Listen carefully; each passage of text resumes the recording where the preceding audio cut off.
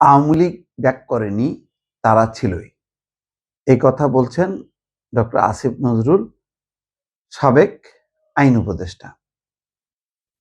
তো এটা ব্যাক করেনি মানে এটা মাহফুজ আলম যে বক্তব্য দিয়েছে তার বিপরীতেই এই কথা।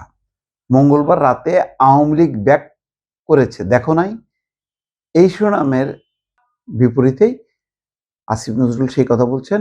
মাহফুজ আলম বলছিলেন যে লীগ সেদিনই ব্যাক করেছে যেদিন মব স্টারদের হিরো বানানো হয়েছিল। এটাও সত্য। আবার ওই যে আসিফ নজরুল যেটা বলছেন যে আওয়ামী লীগ ব্যাক করেনি, তারা ছিলই। এই যে সাবেক দুই উপদেষ্টা এই পাল্টাপাল্টি বক্তব্য দিচ্ছে, আসলে দুইজনের এটা একটা হতাশা বলা যায়। কারণ তাদের সরকার, ইউনূস সরকারকে তারা সফল করতে পারেনি। তারা নিজেরা কতটুকু কন্ট্রিবিউশন করেছে জানি না, কিন্তু সামগ্রিকভাবে তো ডক্টর ইউনূস এবং তার উপদেষ্টারা সফল হয়নি। যেমন দেখেন যে আসিফ নজরুল, তার যে দায়িত্ব, সেই দায়িত্বের মধ্যেই যদি সমালোচনা হয় তাহলে কি হয়েছে? আওয়ামী লীগকে রাজনৈতিকভাবে পরাজিত করার কথা। আওয়ামী লীগ আমলে যে সমস্ত অনিয়ম হয়েছে, যে সমস্ত অত্যাচার হয়েছে, নির্যাতন হয়েছে, তার বিপরীতে যে একটা দর্শনকে প্রতিষ্ঠা করা, সেটা হয়নি। কি হয়েছে? হাজার হাজার মামলা দিয়ে শত শত হাজার হাজার নেতাকর্মীকে আটক করা হয়েছে, জেলে পাঠানো হয়েছে। বিশাল একটা মামলা হয়েছে। এই যে আইন অঙ্গনে নৈরাজ্য, নিম্ন আদালতকে প্রভাবিত করে তাদেরকে কারাগারে রাখা, এই টোটাল তার শিক্ষকতা, তার আইন উপদেষ্টা, তার এই যে চমৎকার গত 15 বছরে আওয়ামী লীগের বিরুদ্ধে বক্তব্যগুলো সব বৃথা গেছে। কারণ তার সময় আইনের শাসন প্রতিষ্ঠা হয়নি। তার সময় নিরীহ মানুষ যারা অপরাধ করেনি, শুধুমাত্র আওয়ামী লীগ ট্যাগ দিয়ে তাদেরকে কারাগারে পাঠানো হয়েছে। যেই সাংবাদিক, যেই বুদ্ধিজীবী বা নাগরিক, তারা হয়তো আওয়ামী লীগের দোষর, তারা হয়তো আওয়ামী লীগের কারণে তারা নীতিভ্রষ্ট হয়েছে, কিন্তু তাদেরকে হত্যা মামলা, মিথ্যা হত্যা মামলা জড়ায় তাদেরকে কারাগারে পাঠানো হয়েছে। এবং কারাগারের বাইরেও অনেকে সেই মামলায় অভিযুক্ত হয়ে তারা আসামির হিসাবে এই সমাজে, রাষ্ট্রে আছে। এবং সেই কারণেই বলছেন যে তারা ছিলই। এই যে ব্যাক করেনি বা তারা ছিলই, এই কথাগুলো মানে কেন বলা হচ্ছে?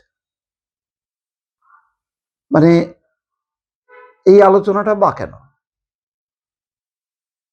তার মানে একটা হতাশা যে তারা ব্যর্থ হয়েছে।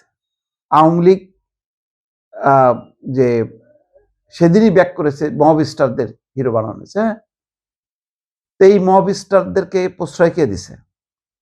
উপদেষ্টা পরিষদ, ডক্টর ইউনূস সরকার। সেখানে কোন উপদেষ্টা কি তখন প্রতিবাদ করছে? এই যে মব স্টারদের হিরো বানানো হয়েছে, এই যে একের পর এক ঘটনাগুলো ঘটছে।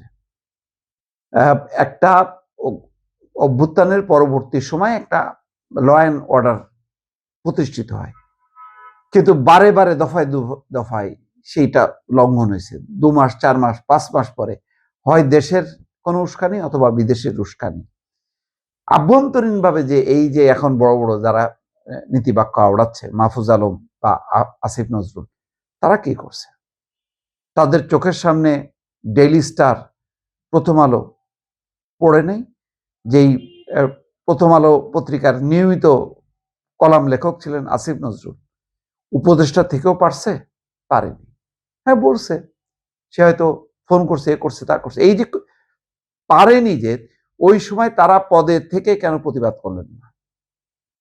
আপনি এখন যত কথাই বলেন না কেন, হ্যাঁ আমরা এটা চেষ্টা করেছি, এ করেছি, তা করেছি, কিন্তু কর্তব্যহীন। আপনি আপনার দায়িত্ব যখন পালন করতে পারতেছেন না, কারণ আপনি তো পার্মানেন্ট কোনো গভর্নমেন্ট না, আপনি একটা লক্ষ্য নিয়ে সেখানে গেছেন। সেই লক্ষ্যটা যখন পূরণ হচ্ছে না, তখন ওই যে আওয়ামী লীগ ব্যাক করেছে দেখো নাই, এ কথা বলার নেই। শেষ দিন পর্যন্ত আপনারা কেন ছিলেন? আপনারা যখনই বুঝতেছেন না আপনারা কিছু করতে পারছেন না এবং সরকারের যেই সিদ্ধান্তগুলো সেগুলো সঠিক না, তাহলে প্রতিবাদ করে রিজাইন করেননি কেন? এটা কি চাকরি ছিল? শেষ দিন পর্যন্ত কেন থাকতে হবে? তার মানে নিজেরাও লোভে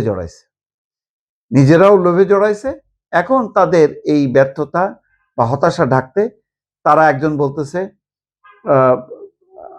আওয়ামী লীগ ব্যাক করেছে দেখো নাই, আরেকজন বলতেছে আওয়ামী লীগ ব্যাক করেনি, তারা ছিল।